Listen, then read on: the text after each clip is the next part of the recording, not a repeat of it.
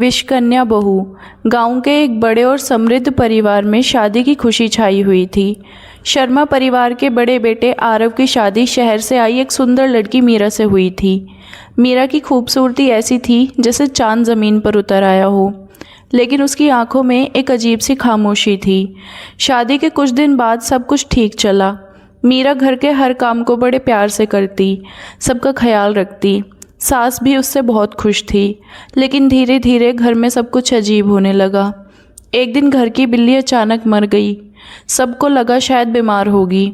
फिर कुछ दिन बाद घर के पेड़ पौधे सूखने लगे और फिर आरव का छोटा भाई बहुत बीमार हो गया बिना किसी वजह के। सास को शक होने लगा। उसने गांव की एक बुढ़ी औरत से सलाह ली, जो कि पुरानी बातों और रहस्यों को समझती थी। बुढ़ी औरत ने मीरा को एक नज़र देखा और धीरे से बोली, ये कोई आम लड़की नहीं है, ये विषकन्या है। सास के पैरों तले ज़मीन खिसक गई। विषकन्या, ये कैसे हो सकता है?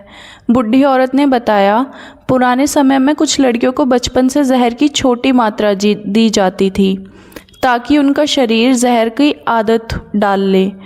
धीरे धीरे वो खुद ही जहर बन जाती थी। उनका स्पर्श तक खतरनाक होता है।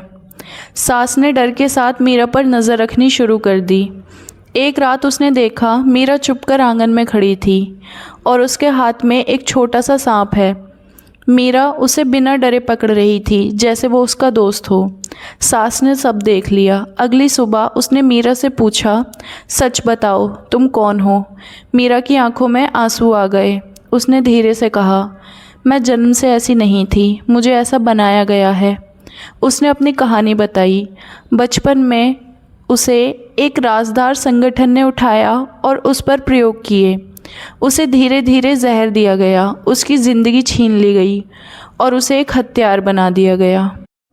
मैं किसी को नुकसान नहीं पहुंचाना चाहती, लेकिन मेरा शरीर ही जहर बन चुका है। मीरा रो पड़ी। सास का दिल पिघल गया, लेकिन डर भी था। आरव को जब सच पता चला, उसने मीरा का हाथ पकड़कर कहा, तुम जैसी भी हो मेरी पत्नी हो, मैं तुम्हें अकेला नहीं छोड़ूंगा। मीरा हैरान रह गई। पहली बार किसी ने उसे बिना डर के छुआ था। लेकिन कहानी यहाँ ख़त्म नहीं होती। एक रात वही लोग वापस आए और मीरा को अपने साथ ले गए। उन्हें अपना हथियार वापस चाहिए था। घर में हंगामा मच गया। आरव ने मीरा को बचाने की कोशिश की। तब मीरा ने एक फ़ैसला लिया। उसने खुद को उन लोगों के हवाले कर दिया, लेकिन जाने से पहले आरव से कहा, तुमने मुझे इंसान समझा, बस इसी याद के साथ जी पाऊंगी।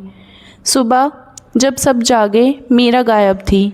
सिर्फ एक छोटी सी चिट्ठी थी, मैं वापस नहीं आऊँगी क्योंकि मेरा प्यार ही तुम्हारी सुरक्षा है।